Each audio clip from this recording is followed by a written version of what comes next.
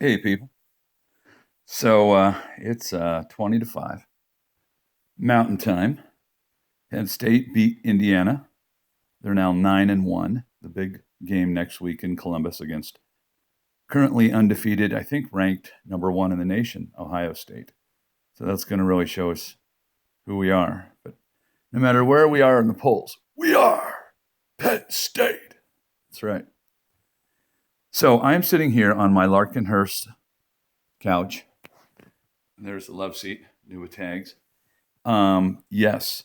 So I called Ashley Furniture Warehouse yesterday in Salt Lake, and they said that they had my couch, but what was on back order until the 27th was my love seat. So my neighbor, bless his heart, his name's Kevin, 66 years old. Well, today, ironically enough, he's going to be going to the Salt Lake City airport to pick up his son, Bo, who's 29, coming in from Louisiana and from on a business trip. And where the warehouse was just within 5-6 miles of the airport, so it's like right there. So I jumped in with him, and we picked up Bo at the airport, and then we got to get the furniture. Now here is where you guys know me and love me. So they told me they're closed on Sundays and Mondays. They're open 9 to 5 Saturday for people who want to come by and pick up their own furniture.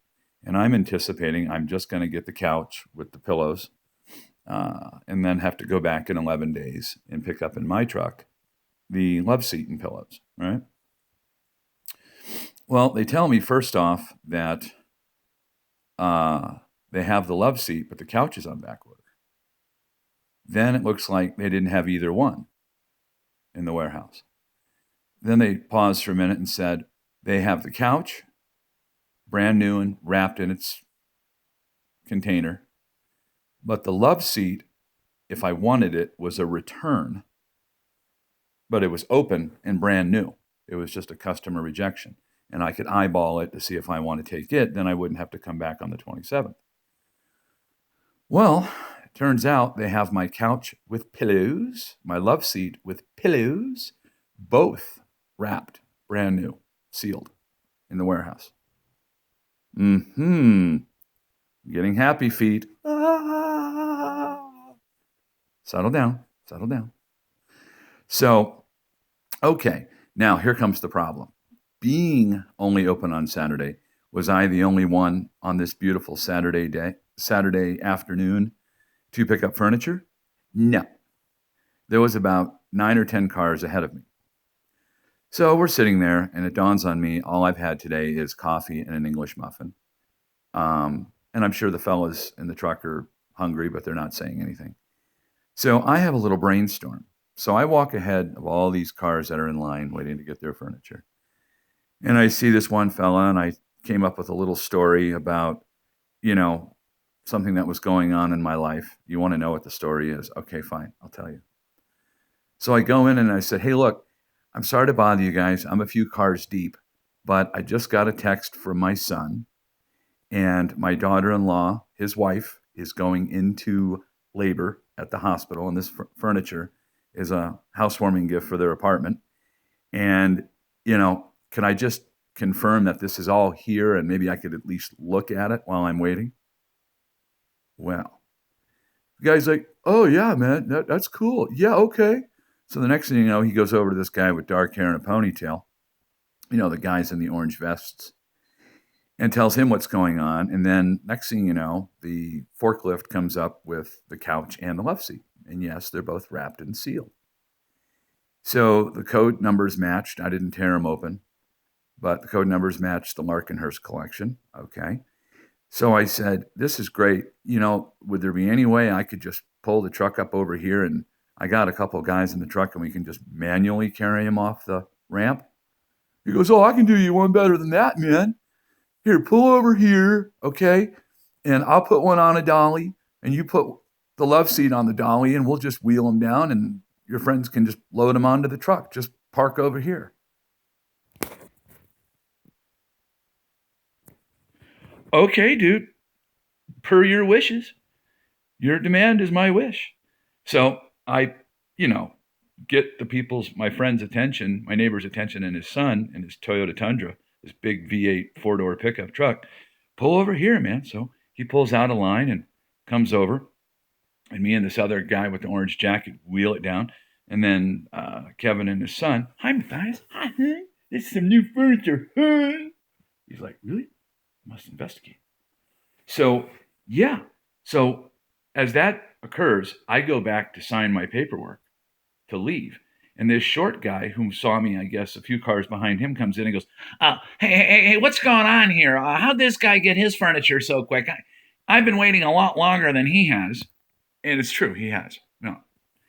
But anyways, he's like, hey, don't worry about it, man. You know, it's all good. Everything's handled. And he goes, no, I think I'm going to go into the office and complain about this. And he goes, well, then go in the fucking office and complain about this, man. I'm busy. We're all busy. So then he looks at me, and this guy looks like Rick Moranis, you know, thick glasses, late 50s, early 60s, about 5 foot and nothing. And he looks up at me and goes, what makes you so special? And I'm wearing my Penn State hat. And I said, I don't know. Maybe it's my sunny disposition and my Penn State hat. He's like, you think so? I said, I don't know, man. Have a great day. Well, of course, I slipped. All I had on me in cash was $6. So I gave the guy who helped me $6. He's like, really? I said, please, man. Thank you. So me, Kevin, and his 29-year-old son, Bo, blew out of there, probably saving an hour of wait time. Why? Because yours truly sometimes knows how to get things done and pull one out of his hat. Then I took him out for lunch on the way home, and of course the furniture is now in place. And I've taken my old furniture that's a year old and helped carry it across the street to my neighbor's house. And he's given me a little more than half the money on a gift card for cash, and then the hard cash comes later for the balance when his wife gets home. So, boys and girls, I am going to find the appropriate end table to go with this ensemble for the end of the couch, just past my right foot. Yes, quite. But that'll come in due course. But I don't have to wait till the 27th to get either piece. They're both here, and I am happy. So I just thought I'd share. But the moral of the story is this. My neighbor came over last night and said, hey, Scott, I want to help you because I know your truck is a little older than mine and it's not quite as wide. And I got to go to the airport tomorrow to pick up my son. So why don't you just ride along with me and we'll do this for you. So I asked him if he wanted gas money. No. Or just some cash for helping me. No. They almost didn't even take lunch. But I got to buy him lunch at the In-N-Out Burger. You know, we all ate. But it just reminds me that there's some really, really good people here. They're the same neighbors that gave me that frozen piece of salmon that's in my freezer, you know. And they're the neighbors that I know the least. The ones I sold the furniture across the street, I know the best. So then, of course, I didn't have to advertise my furniture and pay for that. And I got more than half of what I paid for it, brand new, a year ago, just selling it to my neighbors. You know? I mean, people around here are really, really cool. But there is that one piece of the puzzle that's missing. And we know what that is. But, you know, what do they say? All in due course. And, you know, very rarely do I regret, if ever, leaving someplace. When I leave because it's done. And very rarely have I ever regretted moving anywhere. But this is not one of them for sure. So, me and Matthias, what do you think of it?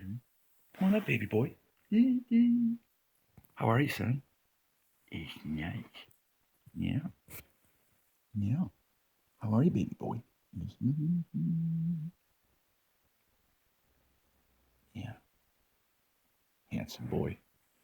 So, yeah, Matthias is checking out the new digs, and have a great day, people. Today's been a great day for me, and it's not even over yet. But I'm feeling very grateful.